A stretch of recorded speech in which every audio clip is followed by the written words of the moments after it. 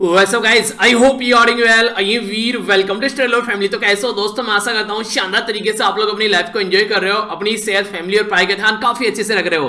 तो जैसा कि आप लोगों के लिए कल की छोटी सी मैंने वीडियो भी बनाई थी आप सभी लोगों को बधाई देने के लिए कि आप लोगों का ये जो परिवार है ये पूरा 8 लाख लोगों का हो चुका है। तो ये छोटा सा परिवार था जब यहां पर स्टार्ट हुआ था और आज के डेट में एक बहुत बड़ा परिवार आप लोगों के सामने है जिसमें 8 लाख से भी ज्यादा मेंबर जुड़ चुके हैं। और कल दो खुशखबरी आई, हालांकि दूसरी के बारे में मुझे बाद में पता चला।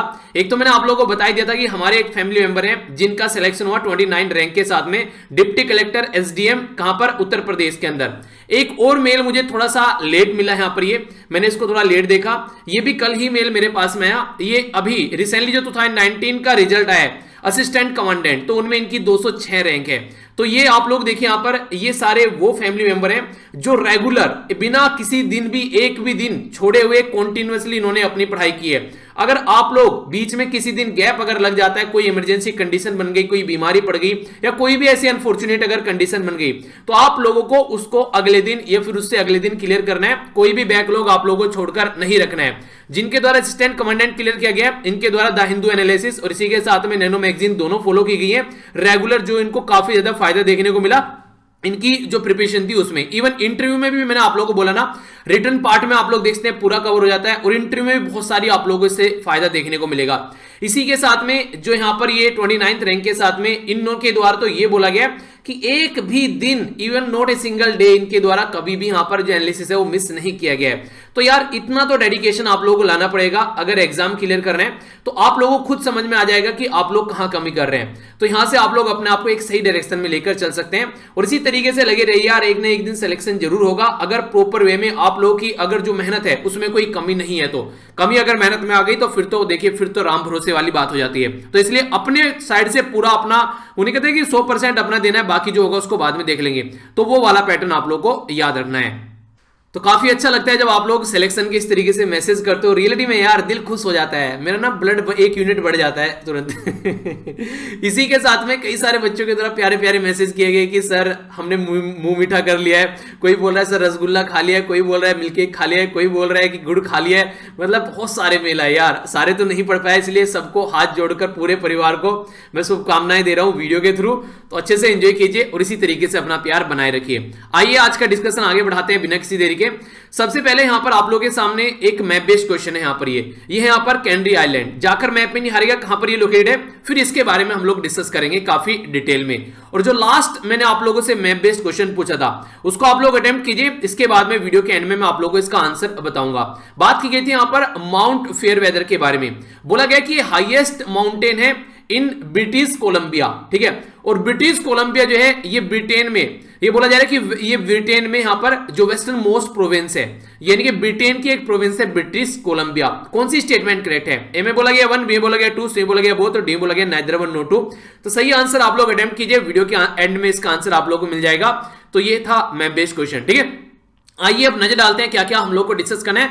पहले जल्दी जल्दी से जो न्यूज़पेपर है उसका एक ओवरव्यू ले लेते हैं ताकि फिर हम लोग अपने एडिटोरियल को डिटेल में डिस्कस कर सकें, ठीक है। तो आइए नजर डालते हैं। सबसे पहले जो बात की जा रही है यहां पर, जो नेपाल के अंदर जो अभी आप लोगों को पता है कि जो उनके द्वारा जो लोअर हाउस था उसको अभी रिसेंटली भंग कर दिया गया था नेपाल के प्राइम मिनिस्टर ओली शर्मा साहब के द्वारा।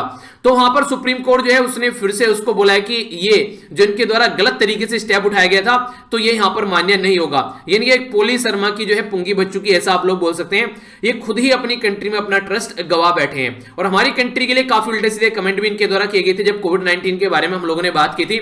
तो ये इंसान जो है हमारी कंट्री के लिए सही नहीं है, पर लेकिन देखिए आगे चलकर कैसे नॉर्मल रिलेशन यहां पर बन पाते हैं। इनका जो यहां पर ये हाउस है इसमें 275 के करीब मेंबर आप लोगों को देखने को मिलेंगे।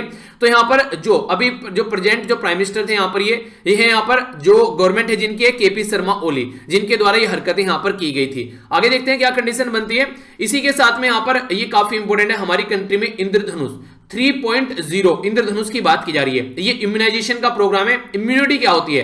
आप लोगों का जो शरीर होता है ना, उसमें कोई बीमारी अगर लग रही है तो आप लोगों की शरीर की जो इम्यूनिटी है वो बीमारी के साथ में लड़ती रहती है। जिस दिन आप लोगों की इम्यूनिटी हार जाती है उसी दिन आप लोगों के शरीर में फिर बीमारी अंदर घुस जाती है।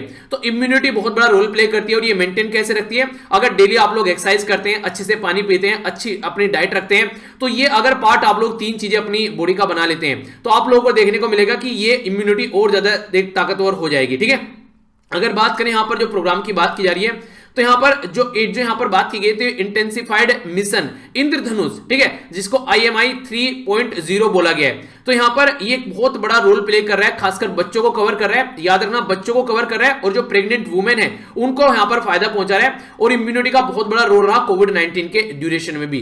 तो ये इंद्रधनुष प्रोग्राम का तीसरा वर्जन यहां पर अभी लॉन्च किया जा रहा है। ठीक है, तो ये एक इंपॉर्टेंट न्यूज थी। इसी के साथ में जो हमारी कंट्री में अगर बात करें, अभी रिसेंटली आप लोगों को पता कि ये बोला गया था कि काओ साइंस के ऊपर एग्जाम कराया जाएगा, यानी कि गाय के ऊपर एग्जाम कराया जाएगा। तो जो यहां पर अगर बात करें राष्ट्रीय कामधेनु जो आयोग है उसके द्वारा बोल दिया गया कि ऐसा कोई भी हमारे पास में मैंडेट नहीं था कि हम लोगों को कोई ऐसा टेस्ट कंडक्ट कराना था। तो एनिमल हस्बेंड्री जो डिपार्टमेंट है मिनिस्ट्री के अंदर, उसने बोला है कि यहां पर ऐसी कोई भी बात नहीं थी, ये सारी गलत बात है, हमने कभी नहीं बोला कि इस तरीके से हम लोग चीजों को आगे लेकर चलेंगे। उन्होंने मना कर दिया है कि ऐसा कुछ भी आगे नहीं होने वाला है। तो देखते हैं कितनी चीजें सही है कितनी गलत है। पर लेकिन गाय को लेकर कई सारी भ्रांतियां हमारी सोसाइटी में आप लोगों को देखने को मिलती हैं, जिसके ऊपर कई बार उल्टे सीधे कमेंट भी किए जाते हैं। तो इन सब चीजों से दूर हटकर जो साइंस है उसको साइंस के तरीके से हम लोग को देखना चाहिए, उन चीजों को थोड़ा सा एक सही मैनर में जनता तक हम लोगों को पहुंचाना चाहिए। ठीक है, तो ये बातें बताई जा रही है। नेक्स्ट यहां पर इसके बारे में हालांकि हम लोग डिटेल में एक आर्टिकल भी डिस्कस करेंगे। म्यांमार के बारे में बात की जा रही है। म्यांमार में अभी मिलिट्री कू देखने को मिला, यानी कि मिलिट्री के द्वारा जनता के द्वारा जो इलेक्टेड गवर्नमेंट थी उसको उठाकर फेंक दिया। तो इसके चलते कई सारे लोग ऐसे हैं जो कि मिजोरम के अंदर असाइलम लेना चाहते हैं, इनके वहां पर रहना चाहते हैं, क्योंकि म्यांमार के अंदर बुरी हालत हो गई है।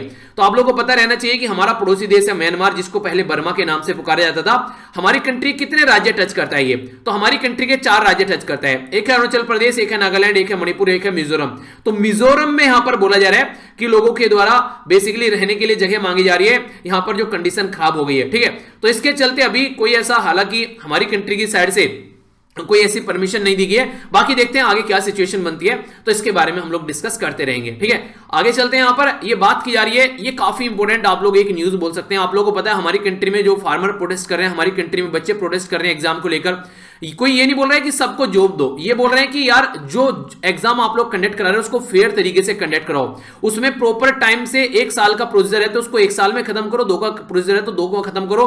ये नहीं है कि उसको आप लोगों ने कुंभ का मेला बना दिया है। तो उसके बारे में बात की जा रही है। पर लेकिन इंटरेस्टिंग चीज पता है क्या है, हमारी कंट्री में कोई भी मीडिया हाउसेज जो है, जो बड़े बड़े मीडिया हाउसेज जिनको आप लोग बोलते हैं, ये ट्रेंड करता रहा यहां पर कि कई दिनों तक हमारी कंट्री में अगर ट्विटर पर बात करें, पर लेकिन किसी भी मीडिया हाउसेज ने इसको आगे आकर प्रॉपर वे में सपोर्ट नहीं किया।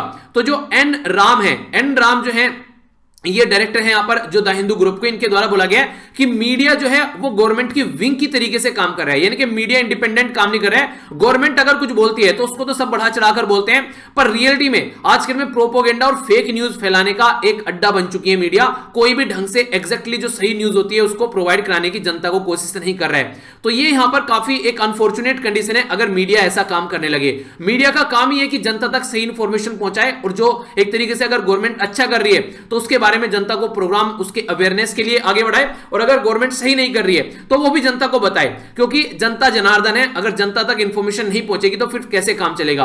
तो डेटा को छिपाना, फेक न्यूज फैलाना, प्रोपेगेंडा फैलाना, ये गलत है। तो ये काफी इंपॉर्टेंट बात यहां पर बोली गई। आप लोग देखिए इतने स्टूडेंट प्रोटेस्ट कर रहे हैं, किसी भी प्रॉपर जो एक बड़ा जो मीडिया हाउस है उसके द्वारा इसको कवर नहीं किया गया। ठीक है, यहां पर जो बात की जा रही है अभी हमारी कंट्री में, देखिए कोरोना वायरस की जो कंडीशन है वो काफी ज्यादा लार्ज स्केल पर बढ़ रही है। तो आप लोग भी अपना ध्यान रखिए, फिर से ये स्पाइक हमारी कंट्री में होता हुआ नजर आ रहा है। इसके ऊपर भी एक छोटा सा आर्टिकल है जिसके बारे में हम लोग नजर डालेंगे।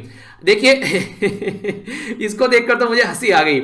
एक्स एमएलए, यानी कि पहले यहां पर ये विधायक साहब थे, तो विधायक साहब जो है अब विधायक नहीं रहे, तो इन्होंने जो टूरिस्ट आते हैं यहां पर उड़ीसा के अंदर उनको लूटना स्टार्ट कर दिया है। तो नाम है इनका देवेंद्र कन्हार। ठीक है, तो इनके द्वारा 30,000 रुपए लूट लिए गए एक टूरिस्ट से, ऐसा इनके ऊपर आरोप लगाया गया। ये फॉर्मर एमएलए हैं उड़ीसा के।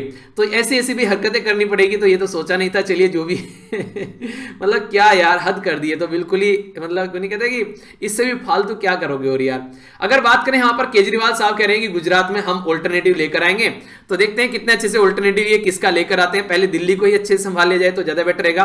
एक बात तो है, देखिए एजुकेशन, जैसे हमारी कंट्री में जो सेंट्रल गवर्नमेंट है ना, उसने रिन्यूएबल एनर्जी के फील्ड में बहुत शानदार काम किया है। नेशनल एजुकेशन पॉलिसी लेकर आए, बहुत शानदार काम किया है। इसी तरीके से एजुकेशन के फील्ड में दिल्ली गवर्नमेंट ने बड़ा शानदार काम किया है। पर लेकिन और भी बहुत सारे मुद्दे हैं, जितनी एक्सपेक्टेशन लगाई गई थी सेंट्रल गवर्नमेंट से 2014 में और यहां पर केजरीवाल साहब से, वो पूरी नहीं कर पा रहे हैं जितनी लोगों ने एक्सपेक्टेशन लगाई थी। अब देखते हैं आगे कैसे पूरी करते हैं, तो वो देखने को मिलेगा। ठीक है, आइए आगे बात करते हैं। यहां पर जो बात की जा रही है, ये बात की जा रही है टेररिज्म जो है वो काफी एक तरीके से खतरनाक चीज है सोसाइटी के लिए, तो इंसानियत के लिए खतरा है। तो हमारी कंट्री के जो एक्सटर्नल अफेयर मिनिस्टर हैं जयशंकर साहब, उनके द्वारा यहां पर बोला गया कि हमारी कंट्री ने बहुत बड़ा रोल प्ले किया है टेररिज्म को कंट्रोल करने के लिए। जयशंकर साहब बोल कहां रहे थे, ये हाई लेवल जो बेसिकली सेगमेंट है जो 46 यानी कि 46वां सेशन था ह्यूमन राइट काउंसिल का, तो उसके यहां पर ये बोल रहे थे और इनके द्वारा बोला गया कि हमारा पेंडेमिक को कंट्रोल करने में भी काफी बड़ा रोल रहा, तो इसके बारे में इनके द्वारा बात बोली गई। ठीक है, तो ये एक इंपॉर्टेंट है, याद रखिएगा 46 सेशन हुआ भी ह्यूमन राइट काउंसिल का, तो उसमें यहां पर ये बातें रखी गई।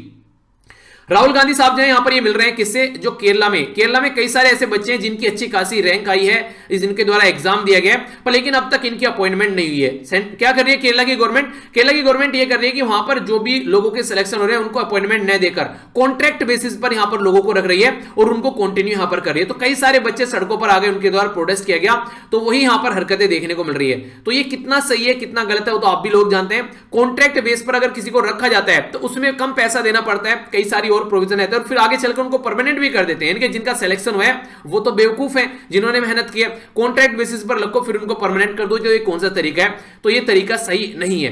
नेक्स्ट यहां पर ये इंपॉर्टेंट क्वेश्चन आप लोगों के लिए बन सकता है, डिफेंस एक्वाजिशन काउंसिल किस मिनिस्ट्री के अंडर में आती है, तो ये हमारी कंट्री में जो डिफेंस एक्वाजिशन काउंसिल है ये डिफेंस मिनिस्टर के द्वारा हेड की जाती है, जो कि राजनाथ सिंह साहब हैं। इसके द्वारा भी क्लियर किया गया है यहां पर 13,700 करोड़ रुपए, ताकि हमारी कंट्री में जो हमारी जो डिफेंस है उसको और मॉडर्नाइज किया जा सके।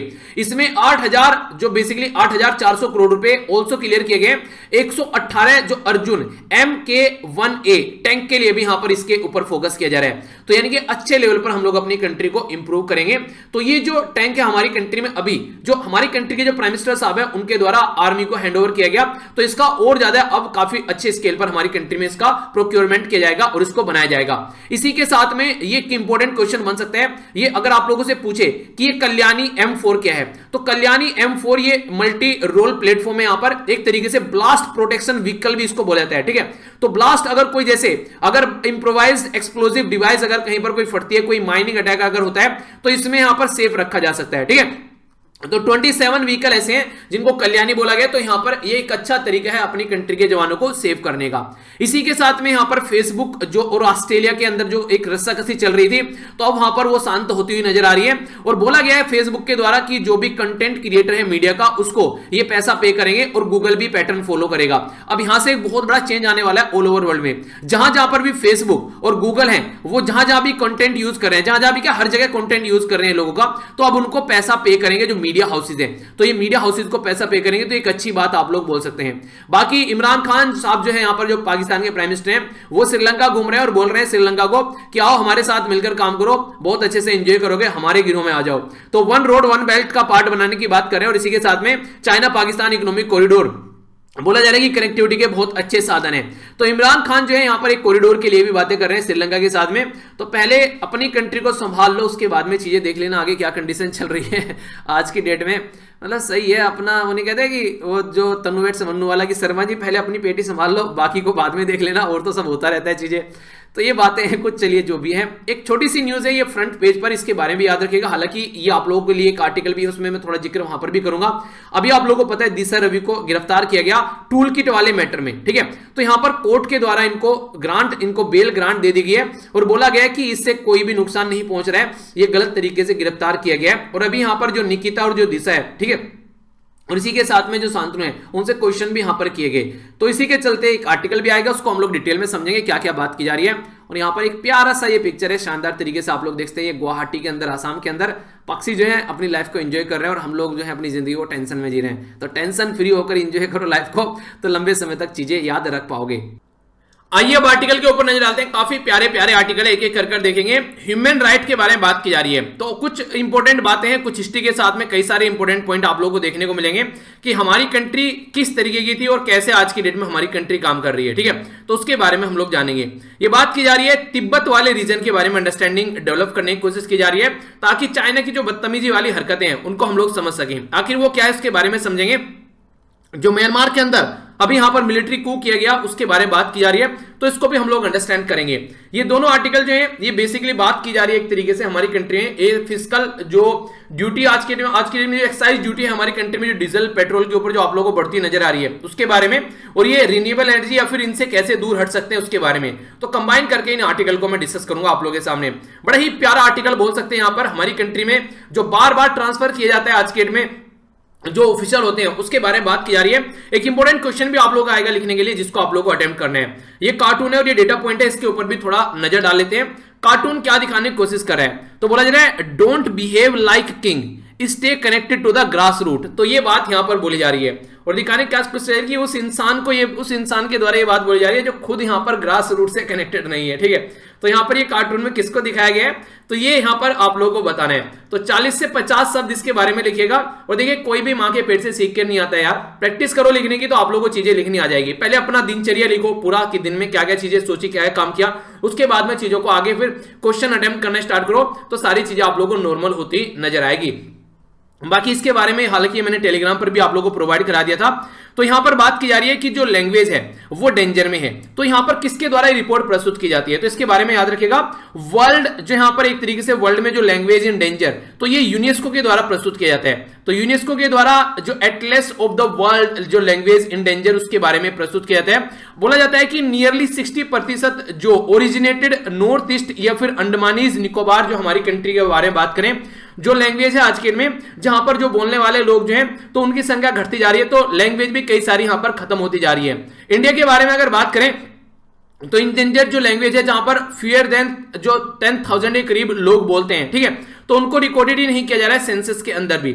यूएन के हिसाब से माने तो यहां पर 10 ईयर पीरियड में लगभग 22 से लेकर 32 तक का, तो कई सारी जो इंडिजिनस जो लैंग्वेज है वो खत्म होती है आप लोगों को नजर यहां पर आएगी।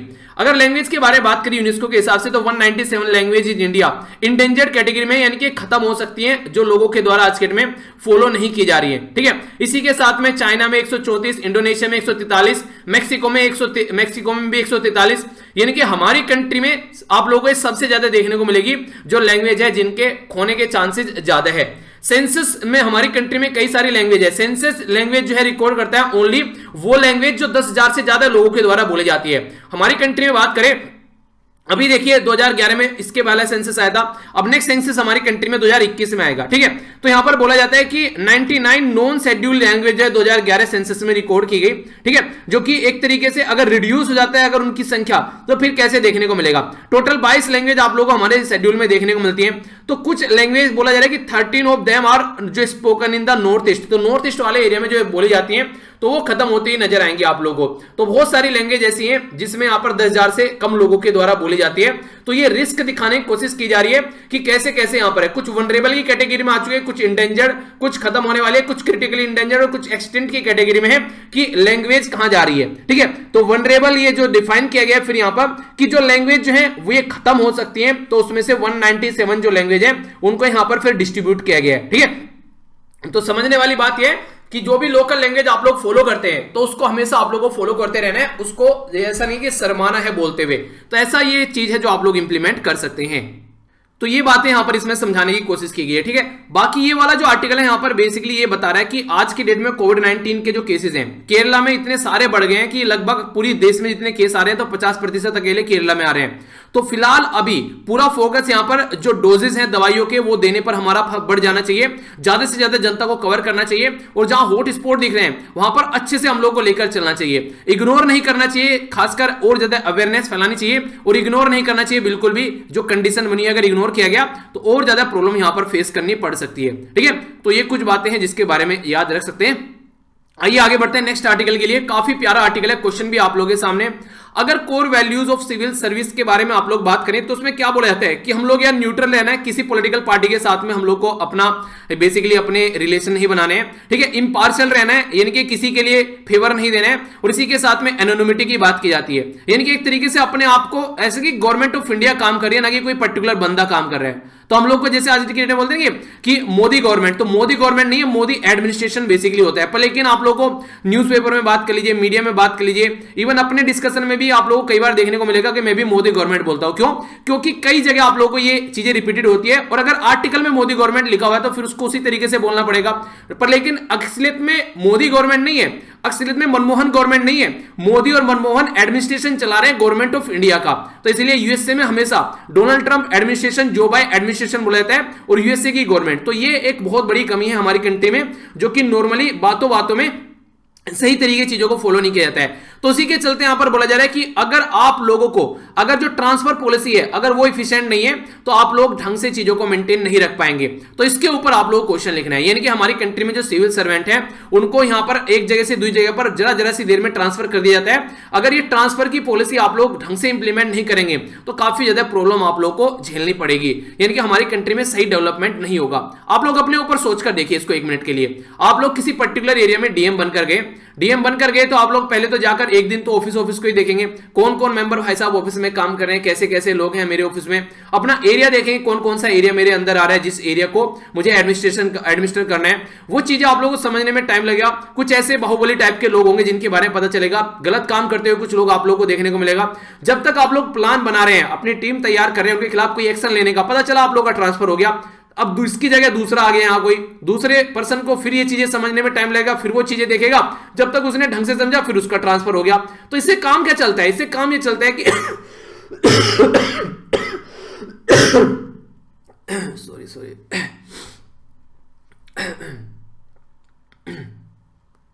इससे काम ये चलता है कि एग्जैक्टली जो पर्टिकुलर एरिया को जो अंडरस्टैंडिंग होनी चाहिए एक पर्टिकुलर पर्सन को उसको टैकल करने के लिए, वो उसकी डेवलप नहीं हो पाती है। तो इसके चलते जो सिविल सर्वेंट है उनको जो इतनी जल्दी जल्दी ट्रांसफर किया जाता है, तो देखिए ना तो वो डेडिकेटेडली काम कर पाते हैं, ना ही कोई इनोवेशन के तरीके से। वो नहीं कहते कि नए नए आइडिया कि अच्छा ये दिक्कत है यहाँ पर, इसका ये सोल्यूशन निकाल लेते हैं। अच्छा यहाँ पर बच्चों की पढ़ाई नहीं हो पा रही है, ठीक है, क्यों नहीं हो पा रही है? क्योंकि स्कूल में प्रॉपर फैसिलिटी नहीं है, तो उसको कैसे अरेंज करना है। अच्छा हेल्थ की सर्विस अच्छी नहीं है, तो उसके लिए कैसे सोल्यूशन निकालना है। तो इफिशिएंटली यहाँ पर काम नहीं कर पाते हैं। क्यों? क्योंकि वो सोचते हैं कि यार, और फिर क्या होता है देखिए, जब उनको पता चल जाता है कि यार यहाँ से 3-4 महीने में, 5-6 महीने में, मैक्सिमम 1 साल आप लोगों को यहाँ से उठाकर दूसरी जगह फेंक देंगे, तो उनके मन में भी आने लगता है कि भैया करो एंजॉय, तुम ही फालतू में क्यों टेंशन ले रहे हो। तो बहुत कम लोग ऐसे हैं जो डेडिकेटेडली इनोवेटिव और इफिशिएंट वे में काम करते हैं, वरना जैसा चल रहा है चलने दे। तो बहुत कम ऐसे हैं जो कि जहमत उठाते हैं चीजों को कुछ अच्छा करने की, और जो जहमत उठाते हैं फिर गुड गवर्नेंस देखने को मिलती है और बेटर एडमिनिस्ट्रेशन देखने को मिलते हैं। पर लेकिन स्टेबिलिटी होनी चाहिए इंसान की लाइफ में। आप लोग सोचिए, आज आप लोगों ने एक कमरा ले रखा है कोई हॉस्टल में, ठीक है, कल को आप लोग का जो वहां का हॉस्टल का मालिक है बोलने लगे यार ये कमरे में मुझे कुछ मरम्मत करानी है, आप लोग दूसरे कमरे में शिफ्ट कर लो। सारा सामान, सारी किताबें, सारा कपड़े धपड़े, जो बेड वगैरह, टेबल चेयर उठा के दूसरे कमरे में गए। 10-15 दिनों बाद बोलने लगे यार इसमें भी मुझे मरम्मत करानी है, तीसरे कमरे में चले जाओ। फिर तीसरे में बोले तो चौथे में चले जाओ। आप लोग क्या करेंगे? अगर आप लोगों के पास में ऑप्शन नहीं है तो अपना बैग तैयार रखेंगे कि ये बोले और मुझे हां जाना है, और उस कमरे में ना तो आप लोग ढंग से कोई अपना शेड्यूल चिपकाएंगे दीवारों पर, ना कोई आप लोग प्रॉपर वे में उस कमरे से आप लोगों को कोई लगाव होगा कि हाँ यार कुछ दिनों के लिए फिर भागना है यहां से, ठीक है। तो एक तरीके से आप लोग अगर उस कमरे में कुछ टूट फूट भी रहेगा, टूटा रहने दो, हमको निकलना ही है, सामने वाला फिर कोई और आके अपना आप देख लेगा। तो इस तरीके का टेंडेंसी ही यहां पर आपके डेट में जो सिविल सर्वेंट है उनके अंदर आप लोगों को देखने को मिलेगी, क्योंकि उनको एक जगह फिक्स चीज मिलती नहीं है। और जम्मू एंड कश्मीर में तो ये चीजें बड़ी फ्रीक्वेंटली फॉलो की जा रही है। आज की डेट में जो एडमिनिस्ट्रेशन है वहां पर अगर पीस और डेवलपमेंट आप लोगों को चाहिए तो आप लोगों को यहां पर एक प्रॉपर ट्रांसफर पॉलिसी लेकर आनी पड़ेगी, वरना प्रॉपर ट्रांसफर पॉलिसी नहीं आएगी तो दिक्कतें देखने को मिलेगी।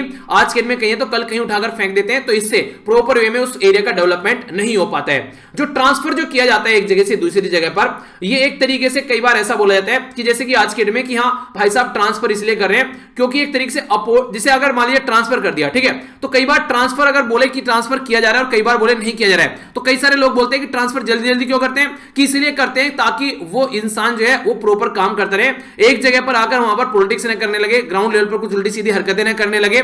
तो कई बार ऐसे भी ऑफिशियल देखने को मिल जाते हैं जो कि एक अलग माहौल बना देते हैं। ये बात कौन बोलते हैं? ट्रांसफर करने वाले बोलते हैं। पर लेकिन रियलिटी में उनको अपॉर्चुनिटी छीन लेते हैं कि वो रियलिटी में काम करे, ग्राउंड लेवल पर अपना समझ करके ढंग से काम किया जाए और जो प्रॉब्लम है उसको सेटल डाउन किया जाए। तो इसलिए जो आज की डेट में अगर बात करें, जो ऑफिसर है उनको टेस्टिंग लैब की तरीके से है कि आए, टेस्ट किए और निकल लिए, ठीक है। तो इस तरीके से आना है, देखना है क्या क्या माहौल है, क्या क्या है, और निकल लिए फिर यहां से। तो इसके चलते ना तो एफिशिएंसी ढंग से आ पाती है और ना ही इफेक्टिव इंप्लीमेंटेशन जो भी पॉलिसीज है उनका ढंग से हो पाता है। तो डेवलपमेंट भी ढंग से नहीं होगा और गवर्नेंस भी ढंग से इंप्लीमेंट नहीं की जाएगी। तो इसका खामियाजा किसको भुगतना पड़ेगा? इसका खामियाजा भुगतना पड़ेगा जनता को। क्यों? क्योंकि जनता के ऊपर जो पॉलिसी इंप्लीमेंट करनी थी वो पॉलिसी इंप्लीमेंट ही नहीं हो रही है। जो यहां पर प्रॉपर एक एडमिनिस्ट्रेशन होना था वो इंप्लीमेंट ही नहीं हो रहा है। क्योंकि जब एक नया इंसान आएगा वो फिर उसको स्टार्टिंग से समझने की कोशिश करेगा, क्योंकि पहले वाला तो कुछ समझ चुका था। तो इसलिए ये दिक्कत काफी बड़ी है। तो जनता में भी डिस्ट्रेस हो जाता है, वो भी ढंग से कनेक्ट नहीं हो पाते हैं और अलग अलग आप लोगों को देखने को मिलेंगे इस तरीके से। सेम फंडा यहां पर एडमिनिस्ट्रेशन का होता है। अगर कोई पर्टिकुलर पर्सन नया नया आ रहा है तो वो भी ढंग से चीजों में ट्रस्ट डेवलप नहीं कर पाते हैं, डिसकनेक्ट रहता है। उसको पता है कि निकलना है यार, चलने तो जो चल रहा है। तो ये माहौल जो यहां पर निकल कर आ रहा है काफी खतरनाक है, ये हम लोग को सुधारना पड़ेगा।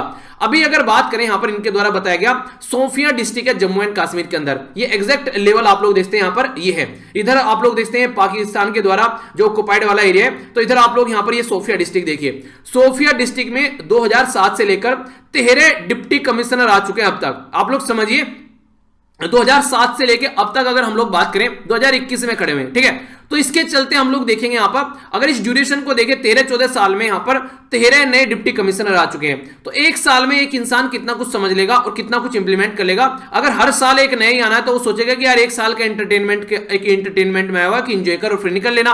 तो इसके चलते जो यहां पर जो डिप्टी कमिश्नर जो इतने सारे आए हैं, इवन अभी बोला गया कि पिछले कुछ दिनों में ही यहां पर, अगर इससे जो लास्ट 3 के बारे में अगर आप लोग बात करें, एक तो यहां पर लगभग 1 साल रहा, यानी कि 378 दिन, एक यहां पर रहा 557 दिन और एक यहां पर रहा 25 दिन ओनली। समझ रहे हैं आप लोग? ये 19 जनवरी को 2021 में इसको अपॉइंटमेंट दिया गया लेह के अंदर, फिर इसको ट्रांसफर टू लेह, इसको कब 13 फरवरी को। तो यानी कि बंदा जो है वो ओनली यहां पर 13 दिन यहां पर काम, बंदा जो है यहां पर ओनली जो बेसिकली 25 दिन यहां पर ओनली काम कर पाया।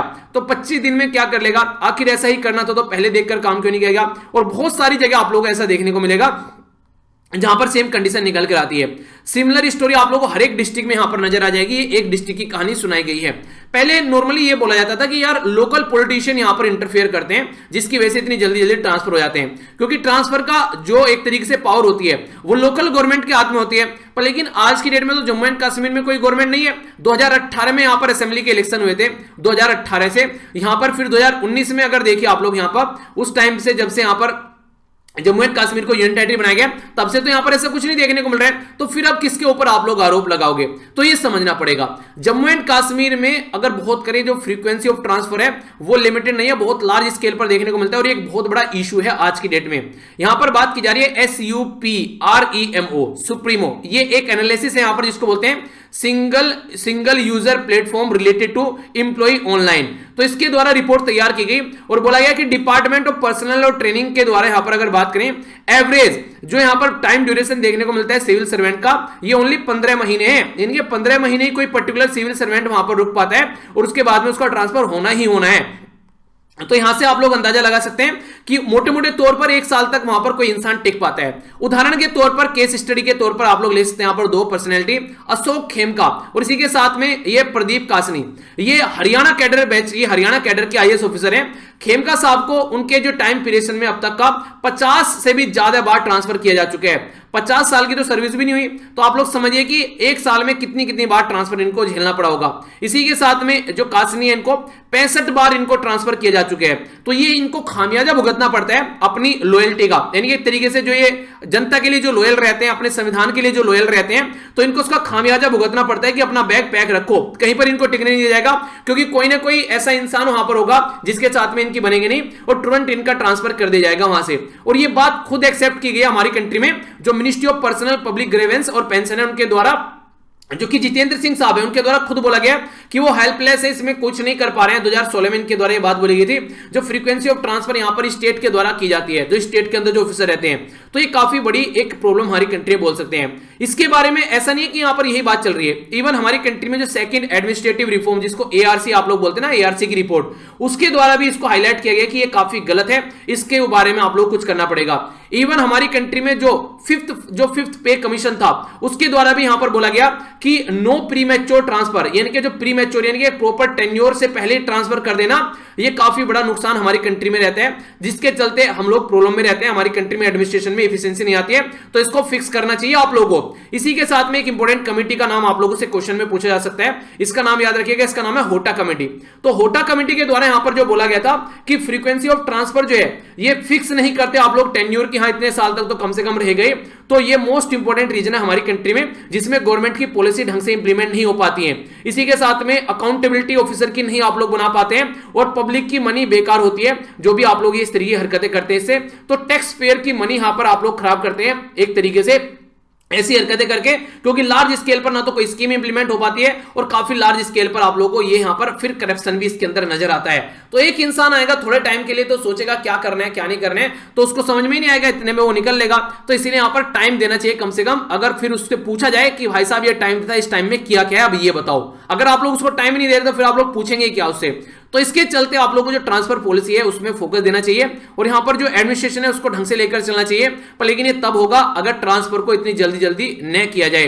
बाकी जो एडमिनिस्ट्रेशन है वो वीक हो जाता है इससे, क्योंकि कोई भी ढंग से काम ही नहीं करेगा आकर, तो इस तरीके से फेवरेटिज्म करने लगते हैं। अब देखिए एक आईएएस ऑफिसर है, उसको क्या चाहिए, दिल्ली में पोस्टिंग चाहिए, तो क्या करेगा, किसी भी नेता का चमचा बन जाएगा कि यार इस नेता का चमचा बन जाते हैं, कम से कम जिंदगी जो है दिल्ली में कट जाएगी आराम से। ये जो बार बार ट्रांसफर देखने को मिलता है, ना तो बच्चों की पढ़ाई हो पाती है, ना कोई साथ में फैमिली मेंबर ढंग से रह पाता है। आज बस्ता उठाया उधर चल दिए, कल को बस्ता उठाया उधर चल दिए। तो ये क्या करते हैं, फिर ये फेवरेटिज्म की कैटेगरी में आने लगते हैं। एक पर्टिकुलर पॉलिटिकल पार्टी को फेवरेट एक तरीके से फॉलो करना स्टार्ट कर देते हैं, तो उनकी जिंदगी जो है कुछ टाइम तक शांति में चल जाती है। तो इसके चलते क्या होता है, सिविल सर्वेंट जिस पर्टिकुलर पर्पज के लिए जाने जाते हैं कि उनको न्यूट्रल रहना है, उनको एक तरीके से उन्हें कहते हैं कि एक प्रॉपर वे में काम करना है, जनता के लिए काम करना है, क्योंकि पॉलिटिकल पार्टी तो आती जाती रहेगी, तो वो नहीं हो पाता है क्योंकि इतनी बुरी हरकत हो जाती है यहां पर। तो पॉलिटिकल बेसिस पर देखिए जो न्यूट्रलिटी वाला फंड है वो साइड में होता हुआ नजर आएगा। एक तरीके से किसी न किसी पॉलिटिकल पार्टी को फिर ये फॉलो करना स्टार्ट कर देते हैं, जिससे अगेन फिर से एडमिनिस्ट्रेशन और ज्यादा वीक हो जाता है और इनके साथ में इनका जो मोरल है वो भी डाउन होता हुआ आप लोगों को नजर आएगा। जिस जोश के साथ में कोई नया एडमिनिस्ट्रेटिव ऑफिसर आता है कि चल के ये करेंगे यार वो करेंगे, तो पॉलिटिशियन जाकर उसको अपने कब्जे में ले लेते हैं, उसको कभी ट्रांसफर कर कभी ऐसी जगह फेंक देना जहां से कोई मतलब ही नहीं है, बहुत बुरी कंडीशन कर देना। तो ये सारी चीजें आप लोगों को देखने को मिलेगी। तो ये कमर कसकर जाइएगा एडमिनिस्ट्रेशन के अंदर, क्योंकि ये सारी चीजें वहां पर देखने को आप लोगों को मिलेगी ही मिलेगी। अब आप लोग इनके सामने कितना टिक पाते हैं, तो वो बात है जिसके चलते ये जॉब आप लोग ज्वाइन करना चाहते हैं। नेक्स्ट यहाँ पर ये छोटा सा आर्टिकल है हमारे पड़ोसी देश म्यांमार के बारे में। तो म्यांमार को अगर आप लोग मैप में देखिएगा तो आप लोग यहाँ पर म्यांमार देखने को मिलेगा।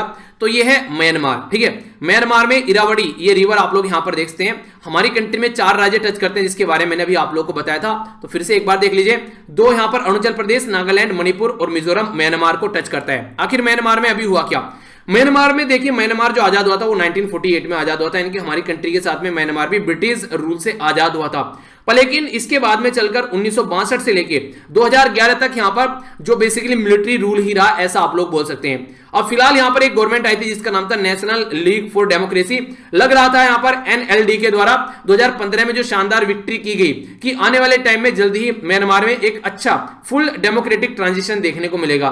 पर लेकिन ये ख्वाब ही रह गए यहां पर, जब यहां पर इनके जो मिलिट्री लीडर हैं उनके द्वारा कू किया गया और इनकी जो लीडर थी आंग सांग सुई की, उनको डिटेन कर दिया गया और 1 साल के लिए स्टेट इमरजेंसी इंपोज कर दी गई है। कू बेसिकली होता क्या है, तो यहां पर इसको आप लोग जनरली क्या बोलते हैं, एक सडन वायलेंट या फिर इलीगल तरीके से पावर को सीज कर लेना, ठीक है, गवर्नमेंट से, तो इसको कू बोला जाता है। नॉर्मली मिलिट्री लीडर ऐसी हरकतें करते हुए नजर आते हैं। तो म्यांमार के बारे में बात करें तो म्यांमार को आज के दिन में कौन कौन टच करते हैं, तो थाईलैंड, लाओस, बांग्लादेश, चाइना और इंडिया। तो म्यांमार की बाउंड्री को ये कंट्री टच करते हैं। टोटल मिलाकर लगभग 54 मिलियन के करीब यहां पर पॉपुलेशन देखने को मिलेगी, जो कि बर्मीज लैंग्वेज स्पोक करते हैं, इनके बोलते हैं। सबसे बड़ी सिटी कौन सी यहां पर, ये याद रखिएगा, यंगून, जिसको रंगून भी बोला जाता है, ठीक है। ये सबसे बड़ी सिटी आप लोग को देखने को मिलेगी। पर लेकिन जो कैपिटल है इसकी वह है, ये है यहां पर नाईपाई टाउ, ठीक है, ये इसकी कैपिटल है, यानी कि यंगून सबसे बड़ी सिटी है, पर लेकिन कैपिटल है नाईपाई टाउ। बुद्धिज्म यहां पर मेन रिलीजन है जो फॉलो किया जाता है, और रोहिंग्या कम्युनिटी भी यहां पर एक मुस्लिम माइनॉरिटी आप लोगों को देखने को मिलती है, जो काफी ज्यादा न्यूज में, क्योंकि इनको यहां से मारकर भगाया गया और मिलिट्री का बहुत बड़ा उसमें रोल रहा। तो ये एक इंपॉर्टेंट पॉइंट है, ये याद रखिएगा। लाओस एक ऐसी कंट्री है जो लैंडलॉक कंट्री है यहां पर, जिसके बारे में आप लोगों से क्वेश्चन पूछा जा सकता है। और क्वेश्चन पूछा क्या जा सकता है, ये तो क्वेश्चन पूछा जा चुका है। वियतनाम, लाओस, ये कई सारी कंट्री, थाईलैंड, इनके नाम दे दिए और बोले कौन सा लैंडलॉक कंट्री है बताइए आप लोग। तो ये आप लोग याद रख सकते हैं इसके बारे में। तो यहां पर ये पूरा जो आर्टिकल है इसके बारे में है यहाँ पर। तो अभी जो यूएसए के जो प्रेसिडेंट है उनके द्वारा बोला गया कि यहाँ पर डेमोक्रेसी लेकर रखनी है। तो ये आंग सांग सुई की, ये यहाँ पर इनकी जो स्टेट काउंसलर थी, ये अगर बात करें इनके बारे में, और यहाँ पर ये यहाँ पर जिनका नाम है मिन ऑन्ग हिलांग, ठीक है, ये राइट मिलिट्री लीडर जिनके द्वारा इनको गिरफ्तार करके अपनी गिरफ्त में ले लिया गया और ये अब लीडर बनकर बैठ गए पूरी कंट्री के। तो एक तरीके से दादागिरी चला रहे हैं मोटे मोटे तौर पर अगर बोला जाए तो, ठीक है। तो ये इसके बारे में इंफॉर्मेशन है जिसके बारे में आप लोगों के माइंड में कंफ्यूजन नहीं होना चाहिए। ओके, आइए आगे चलते हैं। ये जो आर्टिकल है, इस आर्टिकल में राइटर का ऐसा लग रहा था कि गवर्नमेंट पर इतना गुस्सा है कि अभी गवर्नमेंट को खा जाएंगे यार। राइटर क्या था इसमें समझने की कोशिश करते हैं। ये ह्यूमन राइट के बारे में बात कर रहे हैं। देखिए इनके द्वारा ये बोला गया है कि हमारी कंट्री जो है ना, अगर पास्ट से आप लोग देखिए, अगर हिस्ट्री उठाकर देखेंगे, जैसे फर्स्ट ह्यूमन राइट काउंसिल जब हुआ यहाँ पर इंटरनेशनल लेवल पर, तो इंडिया मेंबर था उसका, यानी कि इंटरनेशनल बिल ऑफ राइट्स को सपोर्ट किया गया इंडिया के द्वारा जब ड्राफ्ट तैयार यहाँ पर किया जा रहा था। ह्यूमन के बारे में, राइट के बारे में अगर बात करें, यानी कि इंसानों के अगर हक के बारे में बात करें, तो universal declaration of human right यहां पर ये ड्राफ्ट तैयार किया गया 1947 में। यानी कि हमारी कंट्री में ये एक ड्राफ्ट, हमारी कंट्री में सॉरी इंटरनेशनल लेवल पर ये ड्राफ्ट तैयार किया गया 1948 में, जिसको हमारी कंट्री के द्वारा सपोर्ट किया गया। इसी के साथ में साउथ अफ्रीका में रंग भेद की नीति थी, जिसको अपार्थाइड बोलते हैं। अपार्थाइड मूवमेंट यानी कि काले और गोरों में भेद किया जाता था। गोरों को ये दिया जाएगा, कालों को ये दिया जाएगा, मैक्सिमम वर्चस्व गोरों का रहता था। तो ये कंडीशन देखने को मिलती थी। तो इन्होंने बहुत बड़ा रोल प्ले किया यहां पर, अपार्थाइड मूवमेंट को सपोर्ट किया ताकि यहां से ये हरकतें मिट जाएं।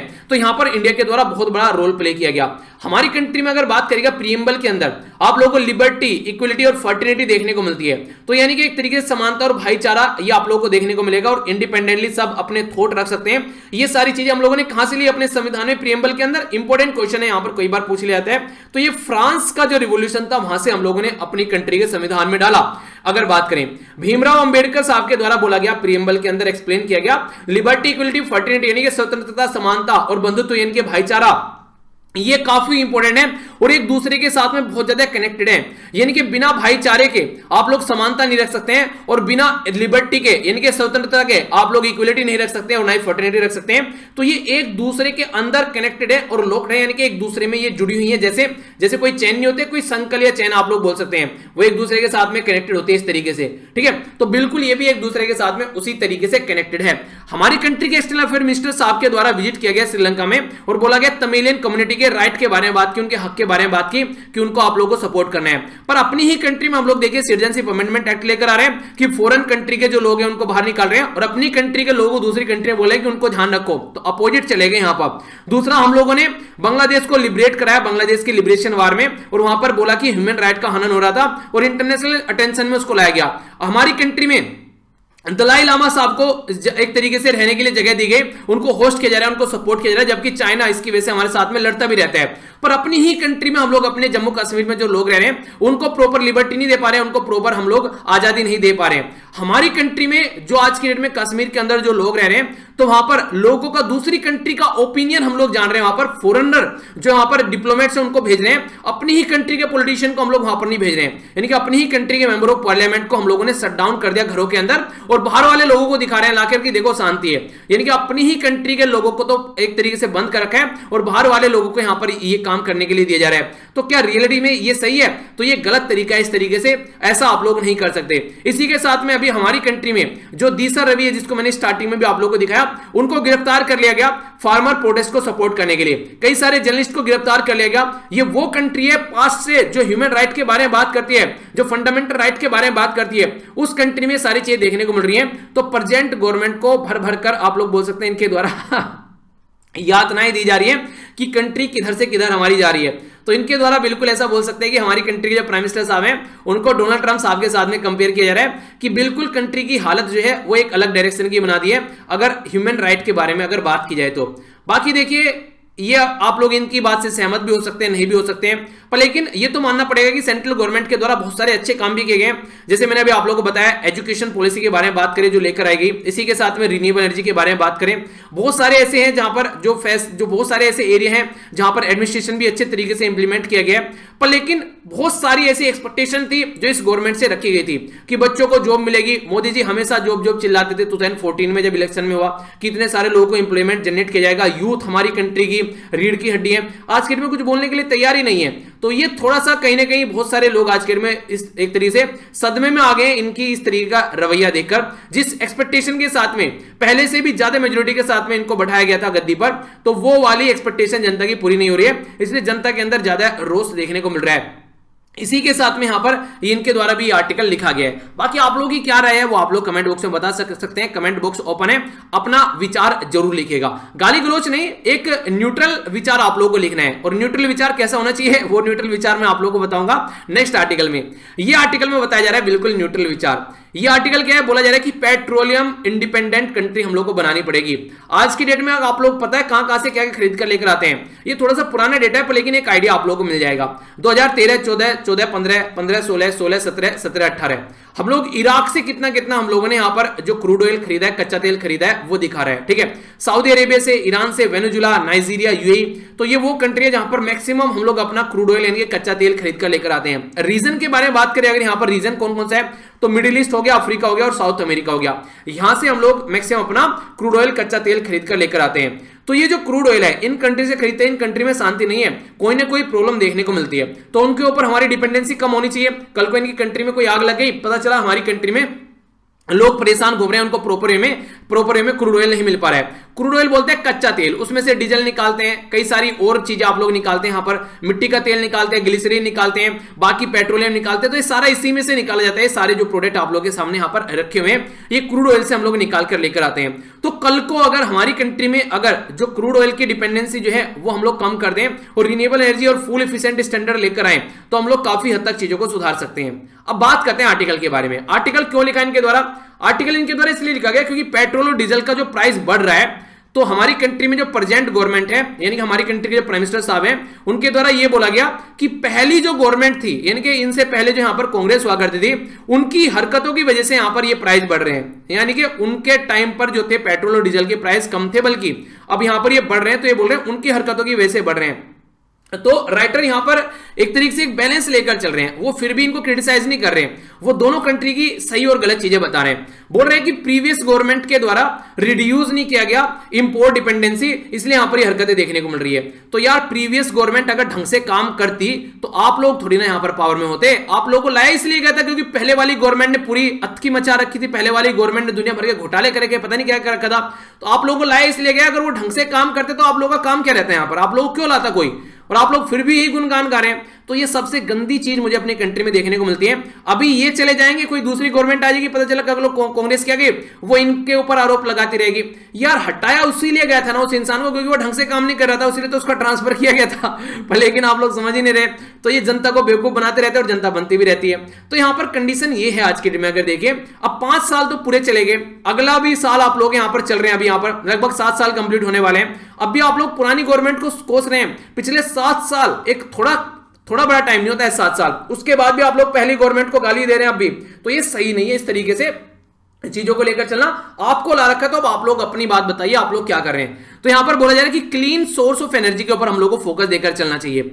अगर बात करें यहां पर तो देखिए हम लोग को क्या करना पड़ेगा, एक्सपेंड करना पड़ेगा, जो एक तरीके से डाइवर्सिफाई करना पड़ेगा जो एनर्जी सप्लाई है। सबसे पहले अगर बात करें इनके द्वारा जो बात की गई तो बोला गया कि रिड्यूस करना पड़ेगा एनर्जी इंपोर्ट डिपेंडेंसी, बाहर से जो खरीद कर लेकर आते हैं ना पेट्रोलियम प्रोडक्ट जो हम लोग आज के दिन में जिसमें से क्रूड ऑयल निकालते हैं, पेट्रोल प्रोडक्ट जो क्रूड ऑयल लेकर आते हैं, पेट्रोलियम प्रोडक्ट निकालते हैं, तो उसको हम लोग कम करना पड़ेगा।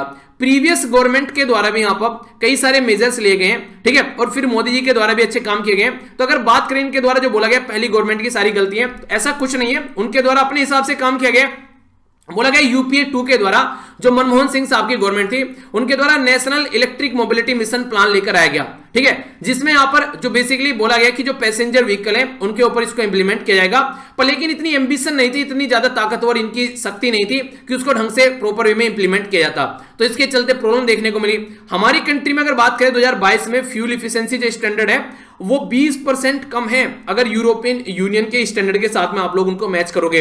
तो पहले तो आप लोगों को स्टैंडर्ड बढ़ाने पड़ेंगे, पहले वाली गवर्नमेंट तो चलेगी, अब आप लोगों की गवर्नमेंट है तो आप लोग इस स्टैंडर्ड को बढ़ा सकते हैं, तो ऐसा तो काम किया जा सकता है ना। तो जो पहले नेशनल इलेक्ट्रिक मोबिलिटी जो मिशन प्लान था उसका फोकस था हाइब्रिड व्हीकल के ऊपर।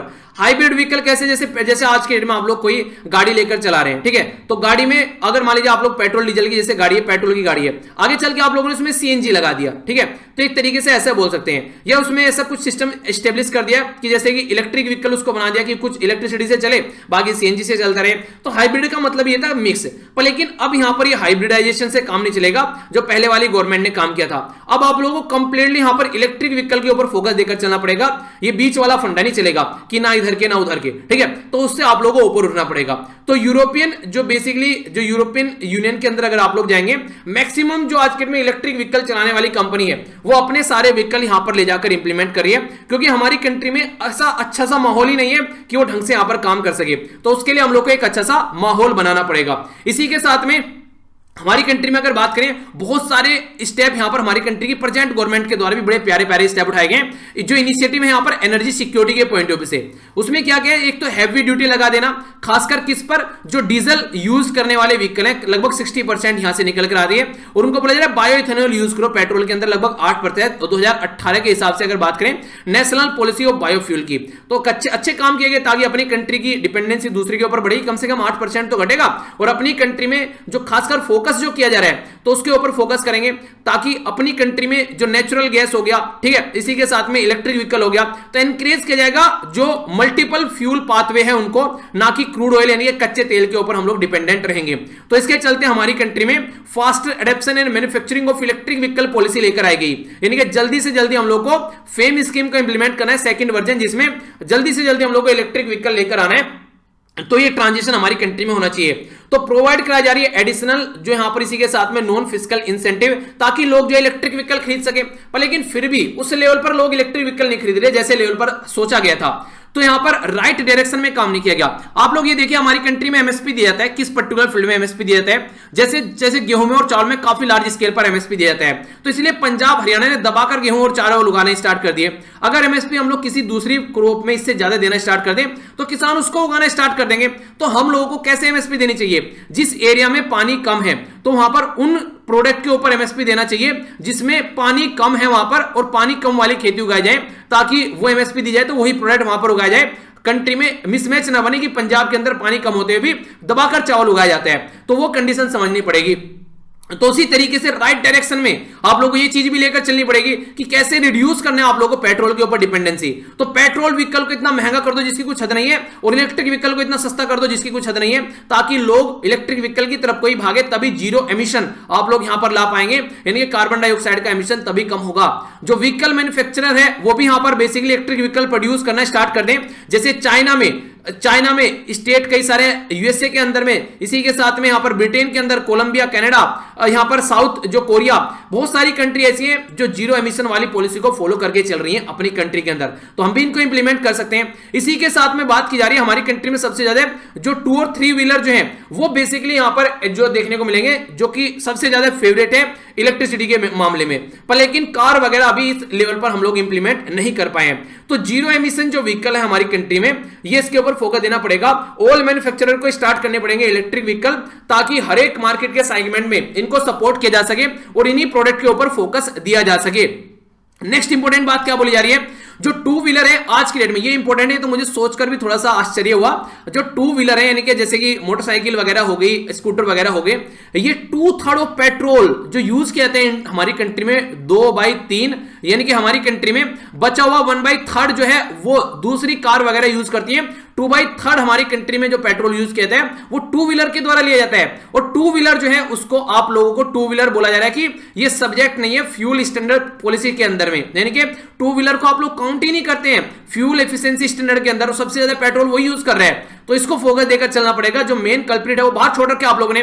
तो international council on clean transportation के बारे में अगर बात करें, उसके द्वारा बोला गया 50% रिड्यूस करना है फ्यूल कंजप्शन जो भी आप लोग हैं यहां पर, ये आप लोगों को ध्यान रखना पड़ेगा। तो इसके चलते टू व्हीलर को 2030 तक का जो इंटरनल कंबस्शन इंजन है उसकी एफिशिएंसी बढ़ानी पड़ेगी ताकि वो फ्यूल कम खींचे।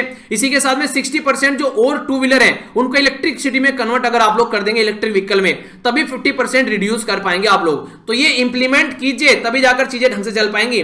इसी के साथ में सेव करनी है मनी, तो यहां पर एक तरीके से सेव होगी मनी। यहां पर जैसे पेट्रोल पंप पर जाएंगे तो फ्यूल इफिशिएंट रहेगा, तो कम पेट्रोल डलाने पर भी ज्यादा लंबा व्हीकल चलेगा। और दूसरा इलेक्ट्रिक जो व्हीकल यूज करेंगे तो और ज्यादा फायदा होगा। तो ये चीजें आप लोगों को लेकर चलनी पड़ेंगी। बाकी जो फेम के बारे में अगर बात करते हैं, जो मैंने स्कीम के बारे में आप लोगों से बात की थी, जिसको faster adaptation and manufacturing and जो इलेक्ट्रिक व्हीकल के नाम से आप लोग जानते हैं, ठीक है, तो याद रखना इसके बारे में। तो ये फेम स्कीम जो है ये फोर्स करें यहां पर 2 और जो 3 व्हीलर हैं, टैक्सी और बसेस वगैरह हैं। और इसी के साथ में बोला गया एग्रीकल्चर के जो ट्रैक्टर हैं, पैसेंजर जो कार है, कमर्शियल व्हीकल है, सबको लेकर आ जाए, तभी चीजों को ढंग से इंप्लीमेंट किया जाएगा। जीएसटी ये भी एक इंपॉर्टेंट थोड़ा सा डिफरेंट पॉइंट आप लोगों को समझने को मिलेगा यहां पर। ये मुझे भी थोड़ा सा अच्छा लगा पॉइंट। जीएसटी जो रेट है आज के डेट में ऑल पैसेंजर व्हीकल पर जो लगाया जाता है वो किस बेस पर लगाया जाता है कि यहां पर आज के डेट में अगर आप लोग बात कीजिए वो हम लोग को चेंज करना पड़ेगा, उसको फ्यूल इफिशिएंसी के बेस पर लाना पड़ेगा कि किस प्रोडक्ट की कितनी इफिशिएंसी है। आज के डेट में लगाया कैसे जाता है कि जो व्हीकल है उसकी लेंथ कितनी है, कितना बड़ा व्हीकल है और कितना इंजन का साइज है, उसके बेस पर आप लोग यहां पर जीएसटी लगाते हैं। बोला जा रहा है कि जीएसटी को इस बेस पर लगाइए कि फ्यूल इफिशिएंसी कितनी है, ये आप लोग को यहां पर लेकर चलना पड़ेगा। तो इसके बारे में आप लोग की क्या राय है, तो ये यहां पर आप लोग बता सकते हैं। बाकी यहां पर हमारी कंट्री में अगर बात करें, जैसे पेट्रोल का प्राइस जो है वो 74 रुपए पहुंच रहा है, 100 रुपए पहुंच रहा है। तो सबसे बड़ा जो होता है यहां पर, ये सेंट्रल गवर्नमेंट लगाती है सेंट्रल एक्साइज, स्टेट गवर्नमेंट लगाती है ये वेट। तो ये जो टैक्स लगाए जाते हैं, ये टैक्स सबसे ज्यादा पैसा यहां पर आप लोगों को देखने को मिलेगा। बाकी जो बाहर से लेकर आ जाता है, जो बाहर के साथ में डील की जाती है, और हमारी कंट्री में जो पेट्रोल पंप पर आप लोगों को जो प्रोवाइड कराते हैं उनका भी कमीशन आप लोगों को देखने को मिलता है। तो सबसे ज्यादा सेंट्रल स्टेट गवर्नमेंट खा जाती है बीच में। इसलिए हर एक राज्य में अलग अलग यहां पर जो पेट्रोल डीजल का प्राइस आप लोगों को देखने को मिलेगा, क्योंकि अलग अलग वेट लगाया जाता है अलग अलग स्टेट गवर्नमेंट के द्वारा। इसको वैल्यू एडिड टैक्स बोलते हैं आप लोग। तो इसलिए पंजाब में कुछ और, हरियाणा में कुछ और, उत्तर प्रदेश में कुछ और, बिहार में कुछ और, मध्य प्रदेश में कुछ और, राजस्थान में कुछ और प्राइस आप लोग यहां पर नजर आएगा, ठीक है। तो ये रीजन बेसिकली होता है। तो ये चीजें हम लोग को सुधारनी पड़ेगी, तभी जाकर हम लोग मेन प्रॉब्लम का सॉल्यूशन यहां पर निकाल पाएंगे। तो ये बातें यहां पर इनके द्वारा बोली जा रही है, ठीक है। तो हल्का सा आइडिया रखिएगा। नेक्स्ट इंपॉर्टेंट जो एक पॉइंट है यहां पर, ये हालांकि आर्टिकल कई बार डिस्कस कर चुका हूं इंडिया और चाइना के रिलेशन के बारे में। अब यहां पर तिब्बतोलॉजी के बारे में बात की जा रही है। ये बेसिकली तिब्बत वाले रीजन में स्टडी करने की बात की जा रही है हमारी कंट्री के द्वारा। तो इंडियन आर्मी के द्वारा बोला गया है कि यहां पर तिब्बत वाले रीजन को अगर ढंग से अंडरस्टैंड कर पाएंगे तो इंडिया और चाइना के बीच में जो चैलेंज है उनको हम लोग अंडरस्टैंड कर पाएंगे। तो इसके चलते यहां पर ये स्टडी करने की बात की जा रही है हमारी कंट्री की जो आर्मी है। आर्मी के द्वारा प्रपोजल था बेसिकली ऑफिसर के द्वारा बोला गया कि तिब्बतोलॉजी की स्टडी करेंगे। तो इसके चलते यहां पर ये तिब्बत में क्या कल्चर है, क्या लैंग्वेज है, इसको समझेंगे ताकि शांति बनाकर रखी जा सके इंडिया और चाइना के बीच में, ठीक है। तो ये एक इंपॉर्टेंट पॉइंट है जो आप लोग याद रख सकते हैं। बाकी क्वेश्चन आप लोगों से पूछा गया था, अटेम्प्ट कर लिया होगा आप लोगों ने, मैं आशा करता हूं। आंसर क्या है इसका, तो आंसर आप लोग देखिए, इसका आंसर है ए सही। रीजन क्या है, देखिए यहां पर बोला तो गया ब्रिटिश कोलंबिया, पर ब्रिटिश कोलंबिया जो है वो यहां पर ब्रिटेन की टेरिटरी नहीं है, ये याद रखना, ठीक है। ये इंटरेस्टिंग है, कंफ्यूज करने वाला। तो ब्रिटिश कोलंबिया जो है वो कनाडा की टेरिटरी है, जहां पर आप लोगों को ये माउंट फेयर वाटर एरिया देखने को मिलेगा यहां पर, ठीक है। ऊपर अलास्का हो गया, यहां पर ये पैसिफिक ओशन हो गया, नीचे यूनाइटेड स्टेट ऑफ अमेरिका हो गया, आर्टिक ओशन हो गया। तो इस पर्टिकुलर रीजन की बात की जा रही है। हाइट कितनी है इसकी, लगभग ये 4671 मीटर के करीब एलिवेशन आप लोगों को देखने को मिलेगा। बाकी ये अलास्का और ये बातें याद रखिएगा। तो यहां पर जो ब्रिटिश कोलंबिया है ये कनाडा की टेरिटरी है, ठीक है। इंपॉर्टेंट है, याद रख लेना इसको, ये बेस्ट क्वेश्चन बन जाता है। तो ये था आज का डिस्कशन। मैं आशा करता हूं आप लोगों ने शानदार तरीके से इसको एंजॉय किया होगा। तो यहां से पीडीएफ जाकर डाउनलोड कर लेना लेक्चर की, और आज तक की सारी पीडीएफ जितनी भी है सारी एक जगह इकट्ठी आप लोगों को मिल जाएगी। और बाकी मेरे साथ में ट्विटर, इंस्टाग्राम, फेसबुक पर भी आप लोग कनेक्ट रह सकते हैं, सारे लिंक वीडियो के नीचे मिल जाएंगे। तो नेक्स्ट लेक्चर में मिलता हूं। बड़ों को नमस्ते, छोटों को प्यार, छोटी सी लाइफ एंजॉय करो यार। तब तक के लिए जय हिंद।